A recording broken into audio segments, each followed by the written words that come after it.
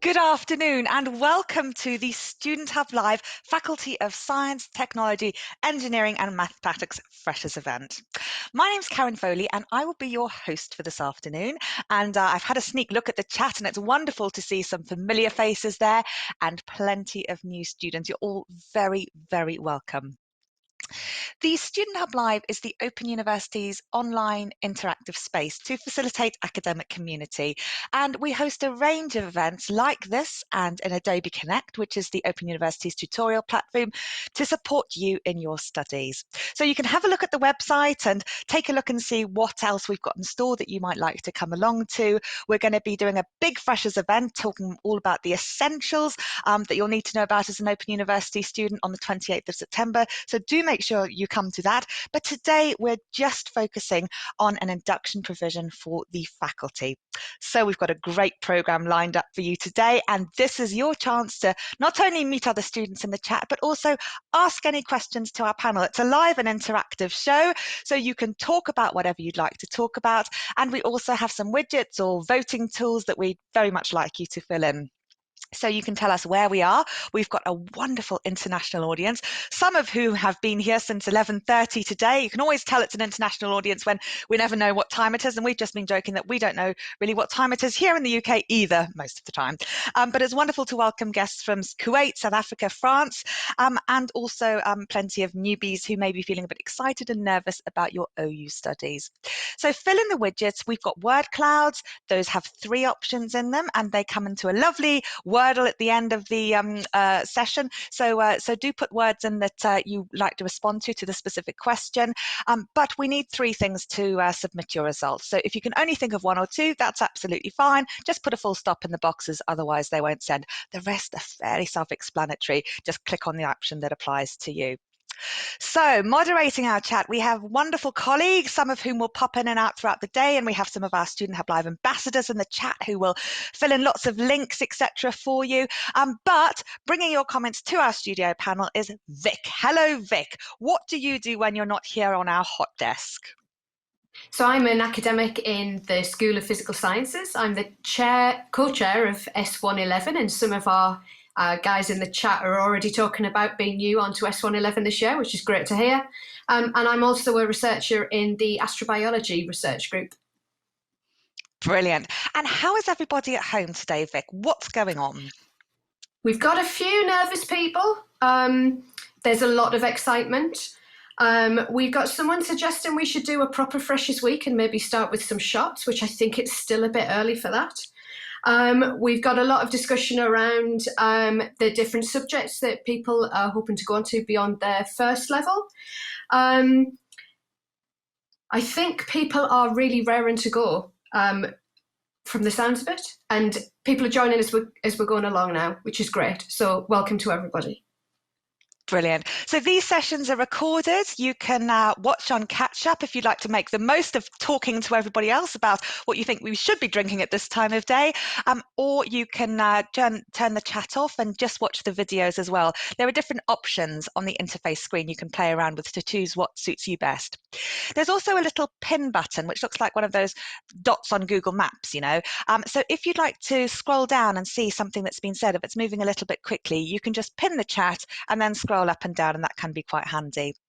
If there's something that we haven't covered or something you're not sure about, you can also email studenthub@open.ac.uk and we'll do our very best to find the answer to your question. So please do use this as an opportunity to ask questions of others, but also know that there are other ways to engage. So, you know, it's a busy environment, you do what's best for you. But what our aim is of today is to introduce you to some of the faculty, to some of the support systems, and to hopefully get you up and running with some of the key things that you need to know.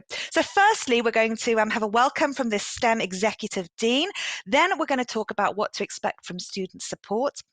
We're going to then focus on tutor support, help and guidance, and then the Open STEM Practical Labs. Then we're going to talk about being a STEM student. So we've got some live, breathing, thriving students for you to meet who'll share their advice with you.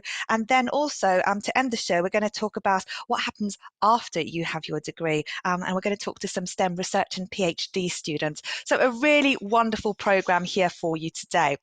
But first, let me introduce you to the Executive Dean. Dean, Nick Braithwaite. Nick is the Chief Academic Officer and Head of the Spending Unit, and is also the Chief Administrative Officer of the faculty, with the accountability to the Vice-Chancellor, who's the big boss, for its overall management. And as the Executive Dean, it's Nick's job to ensure that we receive the finest quality experience and have the greatest opportunity to succeed. So Nick, this is a very big role. Thanks for joining us. Let me just introduce Carlton as well, who's the Associate Dean for Student Experience. Carlton's not only put this programme together for us, but he's also there to ensure that whatever is possible, we look at the perspective from the learner, and whether that's about signing up or sending in an assignment, etc. Carlton's task is to facilitate a top quality experience for all of our students. So, big jobs there. But let's talk a little bit first about the faculty. Nick, I wonder if you could tell us STEM, why is the faculty called STEM? And tell us a little bit about some of those boundaries between the various STEM bits. We've also got a Wordle that we'd like you to fill in at home as well.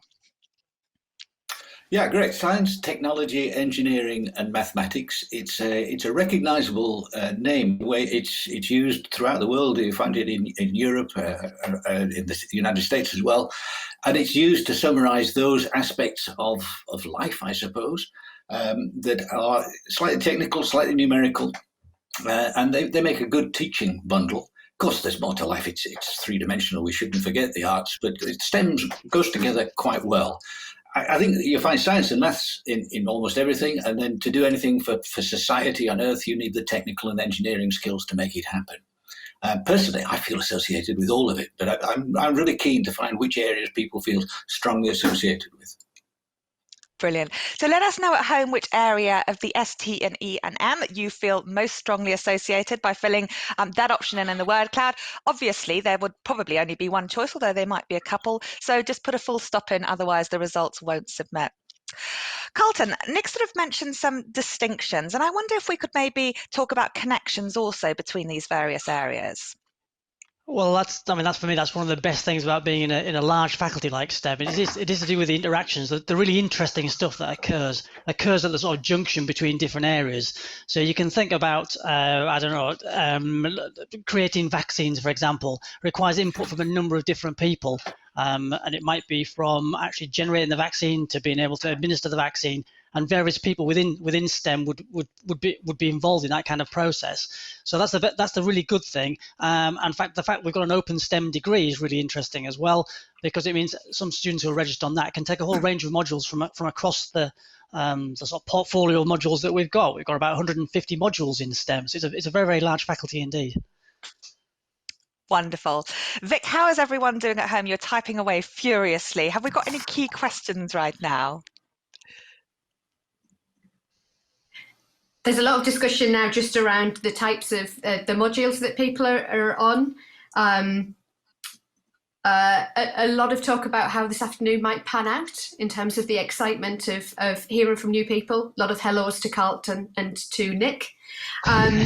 There's some people saying they might be terrified, which they really shouldn't be. So yeah, it's quite busy in the chat. Oh, poor thing, Vic. As you said earlier, what have I signed up for? Well, yes, it is very, very busy. And if we don't answer any questions, because Vic is very busy with all of these, if there's anything that we miss in the plethora of responses, please do email us, because we really do want to be able to answer your questions, but the chat is busy. And also, if you know the answer to one of those questions that somebody's asking, please do share as well. My next question then is something that you spoke about earlier, Nick. You mentioned, of course, the arts are important. And I wanted to sort of talk about that area. I mean, is STEM just about, gadgets, devices, coding, technologies and things? Are people a factor? And if so, how important are they in the overall scheme of things? Yeah, good question. We can forget people. Things like science tend to get the people out of it, but it's people that do it, and it's people that we're doing it for. The gadgets are important because we need things beyond just the ordinary printed text. And so we're more than websites and web links and so on. We need to go out there and connect with devices. We do need those gadgets. You've got the Open STEM Labs coming later this afternoon. I think that's an exciting area. The people in computing need machines to work with. But things like the human-computer interface are very important to us. We've got researchers who are very interested in that. We've also got researchers who are interested in the animal computer interface. That's very interesting, seeing ways in which dogs can communicate through touch screens and so on. So yeah, people are absolutely the heart of it. And I guess at the engineering end of things, that's where it really shows. We build buildings for people. We build machines for people. We're doing artificial intelligence not to satisfy artificial intelligence, but because we want to make the lives of people more agreeable. But to some extent, gadgets and technologies will always be a part of STEM, won't they, Carlton? Well, I mean, certainly, because I mean, as Nick was mentioning, sort of gadgets linked to a lot of what we do. But I think the key thing I mentioned, sort of Vic was mentioning earlier on there about sort of students being slightly worried, that there isn't really any need to be, because certainly in terms of the engagement with the gadgets, you've got people who will help you through that. We do sort of supported open learning.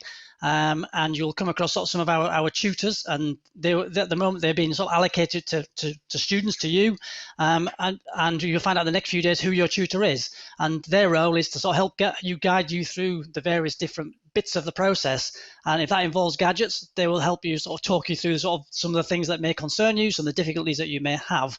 And it's in many ways the gadgets that brings things to life. We've got some really cool gadgets within STEM. My personal favorite, because I'm a plant scientist, is one that measures the growth rate of trees in real time. And students can access this and draw information down in real time. And every time I walk into my work, when I'm able to, when the pandemic is not here, I walk past one of the trees that's wired up to the internet. And it's a really sort of exciting part of life and of what we do with EOU. No, that's wonderful, isn't it? And hopefully we'll all be back on campus soon. But also, I think one of the beauties of studying at a distance with STEM is that, you don't have to be there, and we'll cover that a little bit later today. So on the topic of people saying hi to both of you, and of course Vic as co-chair of S111, I wanted to take a look and see what people are studying, and then maybe talk a little bit about some of the academics here that we are meeting and what they're like in terms of putting modules together. So first, let's take a look and see what people said they were studying. Gosh, there's a huge range here. S111 coming in very popular, TM111. You'll get used to some of these codes. They stand for different things and different levels, and then different specific types of modules at that level. But interestingly, people are also talking about some of their end results here as well. And it's very interesting that some students are studying things like psychology, environment, counselling, social sciences, and other things that are in some way connected. And while we have these distinctions between faculties, very often there are huge connections, as we found out yesterday, between the various departments, but a huge range of things people are studying. So one of the things that we really like about Student Hub Live is meeting people and seeing them now in their home environments. So what can you tell us, Nick, about some of the people behind the modules, people who are creating them, because you have a huge range of academics and some incredibly famous ones in the faculty also. We have. They're all famous in their own terms, in their own environments. So I'm going to have to be careful not to mention some, because in my name, I will upset somebody by those that I admit. But we have people who go hunting planets, of course. We've got people who are interested in finding viruses, not only the sort that Carlton was referring to, but the sort that are in computer code as well. We have people who are interested in the way that animals interact, as I said, with screens just now. We have people, they're real people who are, above all, enthusiastic about what they do. They're interested in engineering, they're interested in geosciences, the environment. We're very strong in the environment. We've got some people who care deeply and who apply their skills to it. People who model the climate, people who are modeling the effects of climate change, looking for it in the history of the rocks. I've got to be careful as well to make sure I cover the whole range there. Am I missing a school, Carlton? Is there somebody that I should have put in? You're doing pretty well there, Nick. You're doing pretty well. Excellent. What they do, what I like about it is this really makes a difference to the way that we teach, is that they bring that enthusiasm into the materials that they teach. And it brings it alive and it gives it the real context. So it shouldn't be dry. Some of it's difficult. It's just a university. We're going to do difficult things. But at least it's being done by people who desperately want to get their story across. And I must say, spending time with any of my colleagues is always exciting. It is. And not only do they know lots of stuff, but very often they're very concerned about how they're teaching, how they're delivering and explaining very complex concepts together. And that's really important as part of the student experience because, very often people might come to a subject and think, oh gosh, I might struggle with this, or physics sounds a bit hard. Some people think physics sounds great. So we all have our different sort of associations with things, but it's that teaching and that experience that's so important, isn't it, Carlton?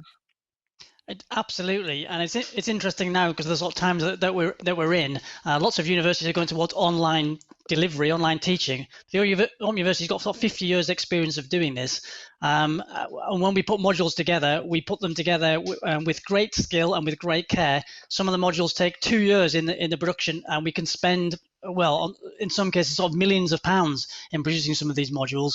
So it involves the sort of skill of the educators in putting them together, but also to ensure that sort of students are really well supported. So students have said that they, some of them are concerned about starting, but what you'll find is you'll get lots of support. There'll be lots of other students in the same position. Some of the big level 1 modules that we've just seen go through on there have thousands of students on. 3, 4, 5,000 students at a time. So you're not alone, definitely not alone. And there's lots of support, both in the teaching material and from the individuals as well. Nick. Yeah, I wonder if I could just come back. I forgot one area very important to plug right now in view of this pandemic, and that's the area of statistics and the contributions that some of our statisticians have been making to some of the radio programs that we get involved with. Giving the real side and a proper interpretation of statistics about coronavirus. Really helpful. The way that we try to extend our mission is something I'm really proud of, because we are communicators and educators. And the contributions that we make to that BBC effort, I think, is fantastic. And I hope that people identify with it. You're a student of a university that is committed to this kind of communication, and look out for it. It's all done to a terrific standard. Absolutely. I mean, so many people don't know and don't notice until they start watching TV and then being mindful of the OU badge, see at the end of a production made an association with the Open University, and they'll start to notice some of their course writers being the academic representatives on some of those programs. But we do a lot, not only with the BBC in terms of these co-productions, working with the news, etc., but there are also many, many other connections that we've got with places like NASA, Nick. Indeed, and so I can take that a little bit further, because one of our master's modules is about Mars and has a little element of visiting Mars in a simulated Mars environment. And the person that put that together is a geologist who's worked with NASA, with their rover that's wandering around Mars, and has enabled us to create a very realistic experience for this kind of planetary exploration, just as part of our educational program. That ability to bring the experience of the real world, the practical world, the place where it's actually happening, is absolutely superb and matched very well to a distance learning environment, I should say. Brilliant. So I hope that you at home realise what an amazing institution you're part of, all of the incredible work. If you are interested, OpenLearn is a really great source to find out more about some of these projects and initiatives. It's all free, it's available to everybody. But if you are interested in finding out more, that is always a good place to look. And we have lots of resources on the Student Hub Live website that relate to this particular event. I'd like to end by asking about how useful a STEM degree is. I mean, it is interesting. A lot of people think I'm going to study planetary sciences because I've always wanted to. But how useful is having a STEM degree? Nick? Well, I'm very biased, but I'm very happy to answer that question. I think the point about doing it as a degree is doing it in the company of people who can facilitate the acquisition of the knowledge, which is difficult to get. Some things you can study unassisted, and those things you can pick up later on in life, but you should keep coming back to an environment, a special learning environment for things which have the complexity of STEM. Now, I'm sure other areas are complex, but STEM is particularly complex. You've touched on some of the things that in what you've helped us to talk about here just now. So I think it's incredibly important. It's a way of life. It may be a way of employment, but for me, it's just a way of life. And Carlton, you may have the last word in today's session. How useful do you think a STEM degree is? It's phenomenally useful because it's not just the sort of basic sort of STEM knowledge that you gain, but it's a whole set of what we call transferable skills. So you find most people who are get through a STEM degree are numerate, that they're capable of presenting information in different ways. They're capable of taking information, a vast amount of information, and distilling it down to the key points. And those kind of skills are sort of highly valued by employers. And so I would say it is extremely valuable, and we've got lots of evidence that students who complete a STEM degree go on and do really, really well, either in the sort of current jobs that they've got, or even using a sort of STEM degree as a sort of springboard to get a different job. But it's just interesting in its own right, as Nick was saying as well. Brilliant. Nick and Carlton, thank you so much. Everyone at home, I hope you've enjoyed meeting Nick and Carlton and seeing the inspiration and passion that they have for their subject areas. Vic, are people feeling slightly less anxious now? I think so. There's a lot of discussion going on now that isn't focused around fear and dread, which is great news. I just want to flag a couple of things, if I can, that have come up earlier. In terms of how we study in STEM, there's been a couple of points made by people of different ways of studying. So one is around using gadgets. So actually this is an output of STEM in itself, is the gadgets that people then go on to use to support them to study, particularly if somebody has a disability, and how they can be used with study materials. There's been some discussions around how and when people might study, whether or not they study in short bursts or they sit down and they focus for long periods of time. We've still got some maths fear coming in here, which again is not a thing to be worried about, particularly not until you've got going. But there's a really good phrase here from Sasha on the back of what Nick and Carlton both said about the importance of STEM degrees, was that STEM feels powerful. That's pretty good. Oh, that's a wonderful point. Excellent. Well, anyone who's worried about maths, don't worry. I've got Katie and Sally coming on later, who are the most friendly people. And I'm sure that they've got some advice for you. There's a maths help guide that you can use to sort of upskill and things. But also, I hope that they'll be able to tell you that maths is really, really not scary because we teach it in such a wonderful way. So Beverly, please don't be worried about the maths, but you'll look forward. Oh, and James, sorry, as well. We will get Sally and Katie to come and allay hopefully some of your fears about that. Right, well, let me introduce you to the library. I'm going to show you in a video now, so grab a cup of tea if you haven't got one, or coffee, or whatever it is that you're drinking at this time of day. This is a little campus tour of our library.